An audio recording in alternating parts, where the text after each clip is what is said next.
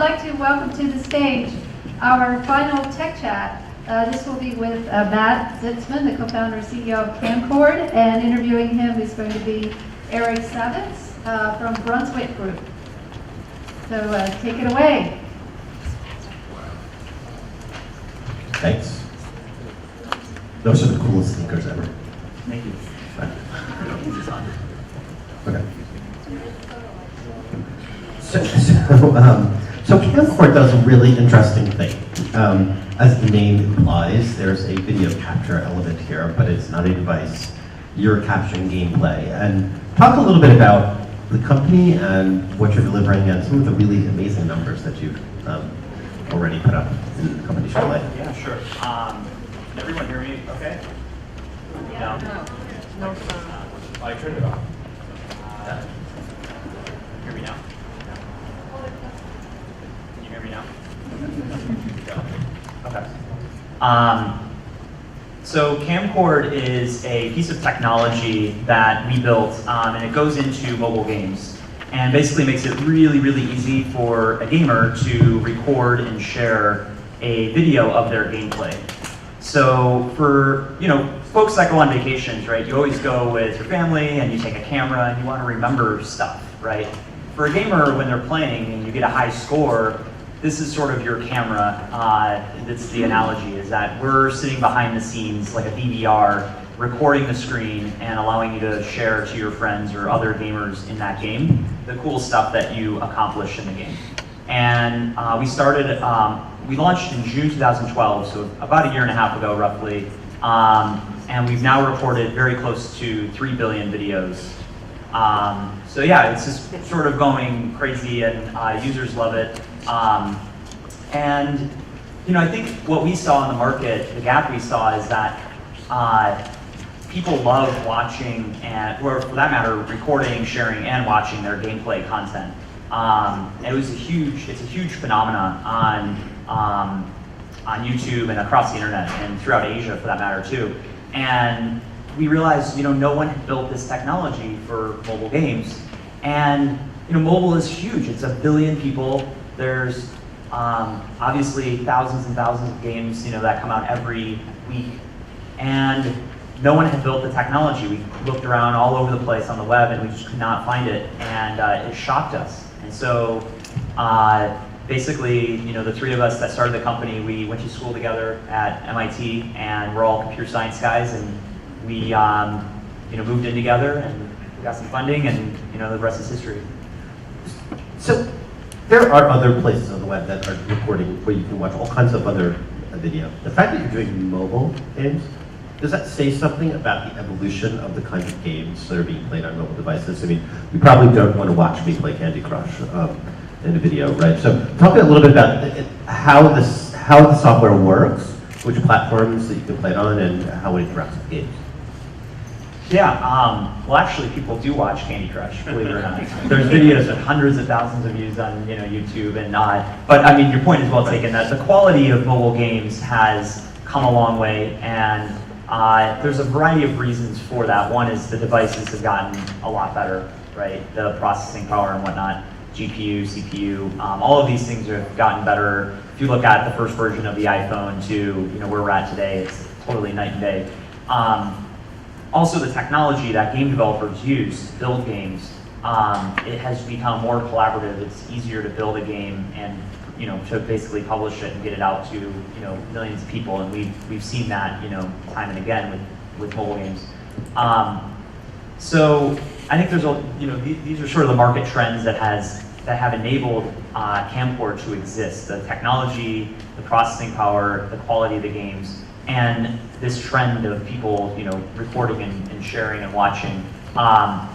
People have done this for a while now on PC, but it didn't exist really in mobile because no one had built the technology, and really the only good way to do this was to buy about $250 worth of hardware to record your gameplay using hardware, using cords and game capture cards, and it was really we bought all this stuff, and it was really complicated to set up, and no one on our team really totally figured it out. I think I got the farthest, but. And so you're doing this on iOS and Android both. Yep, so we're a cross-platform solution, iOS and Android. We support, many game engines and, now reach about 10 million gamers a month. And so I record my awesome Candy Crush session, and I decide that I want to give people the opportunity to share in my joy as I get to like level 63 or whatever. Yeah. So where are they going to see it? Yeah, so basically there's lots of things there. So you can share the gameplay out to Facebook, Twitter, YouTube. You can also share via email. But actually the most interesting part is you can actually watch it right within the game. And we see users doing this in a really meaningful way. We just went live in a game a few weeks ago, and they're seeing, it's a really big game developer called Trinity in China, and they're seeing crazy social engagement. 11% of views convert into a like, and 3 to 4% of views convert into a comment. So if you look at the top level stats on a YouTube video, maybe 1 or 2% will like it. So we're seeing really, really high social engagement. And I think the reason is that when you play a game, you're sort of curious, what are other people doing in this game, right? How did they solve that level, or what, what weapons are they using, or characters, or new levels that are coming out, or all these different things. And so for a user that just opens the game, we're one button away from seeing all of that information, right? And it's right there, right within the game. We make it really, really simple. You don't have to jump out to another app or anything. So are you creating, do you think this is a content channel so in other words, so I can post on social networks, I can post this to YouTube when you any other video. Yep. But are you creating a content destination around this content? Yeah, so when we started the company in early 2012, it was the three of us in a little duplex in Sunnyvale, and we started with let's build the tech and then we'll figure other stuff out later. And we built the tech and proved that really large. We were talking to the biggest game developers in the world, right from our living room, and it was okay, this is ridiculous. We need to actually have a real team in an office, So we had raised some capital, went through Y Combinator, and that allowed us to build a team and get an office. And what we realized is that the value that we can provide to the mobile game ecosystem long term is actually not just this cool technology. What we really think that we can actually build long term is a really compelling community of people that watch this content. And that's really what YouTube and these other destination sites have done for PC games. They've created a one-stop shop experience for users, whether it be for recorded content or live streaming. And we think that there's going to be a huge opportunity on the mobile side. And so are you monetizing by selling advertising, or do you see other ways you might monetize the service? Right, yeah, so I think, as we build that community, which is something we're going to be doing very soon, we, as we start to launch more and more of our products, we anticipate that, game developers will go, wow, you have these really highly engaged users. I would love to have my videos in front of them. How can we do that?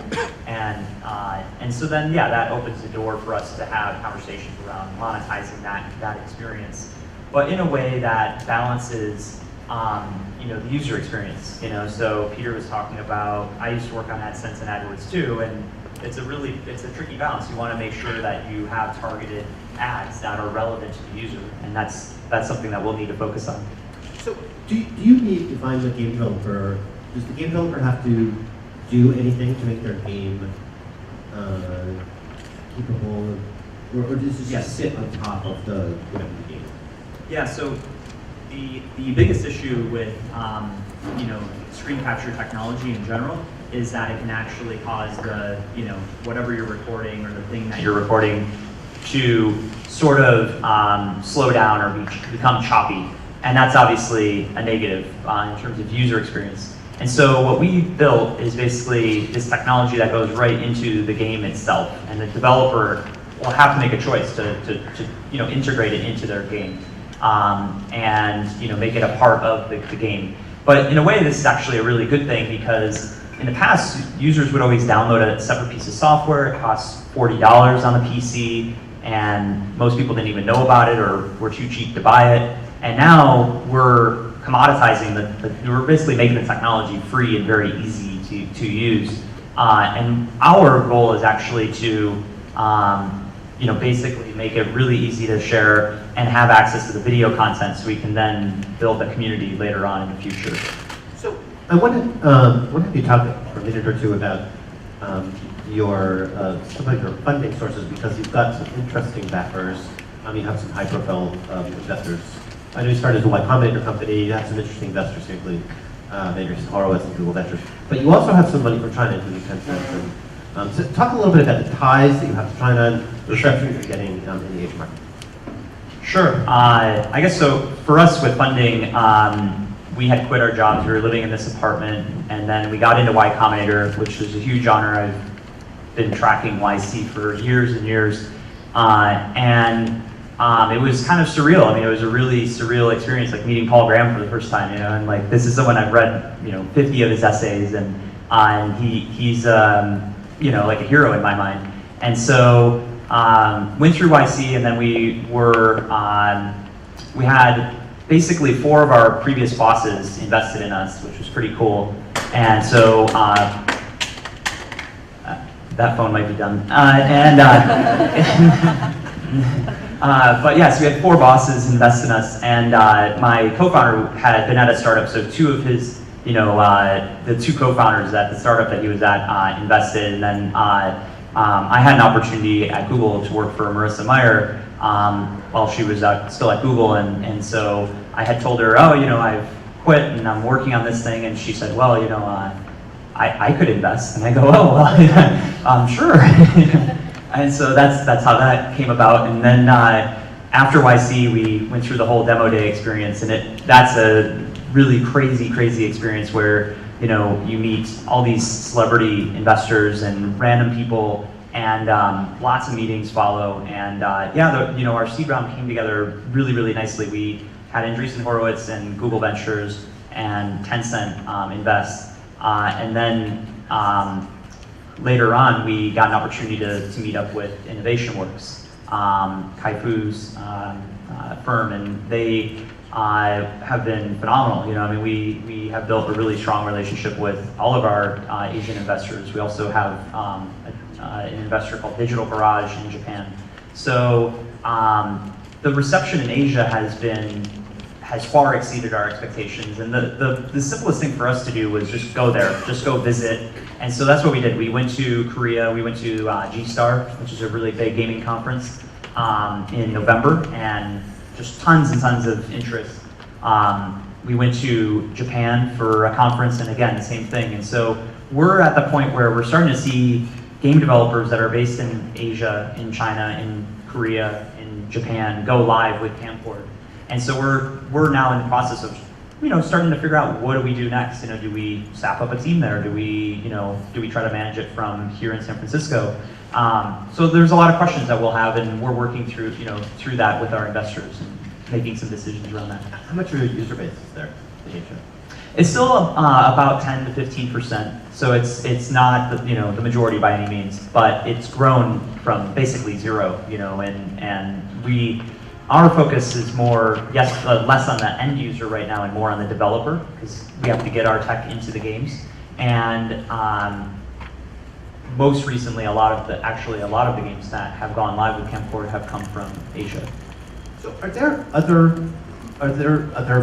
developers that are creating similar tools as you talk to the developers of mobile games? Are they seeing anybody else doing this? Generally not. There's not game developers focus on building games and generally shy away from building, core tech like this, so they, and also just managing videos and streaming and all those associated costs, I think they shy away from that. So we generally have not seen game developers build this type of technology.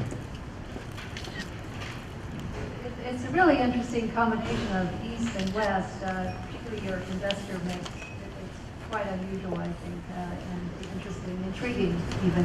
Are there any questions from the audience?